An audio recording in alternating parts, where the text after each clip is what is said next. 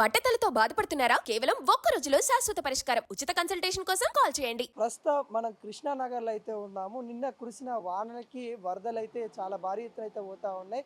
రోడ్లు కూడా మొత్తం అయోమయమైన పరిస్థితి కనబడుతుంది. వాగుల తీరైతే కనబడతా ఉంది. ట్రాఫిక్ జామ్ కూడా భారీ స్థాయిలో అయిన పరిస్థితి కనబడతా ఉంది.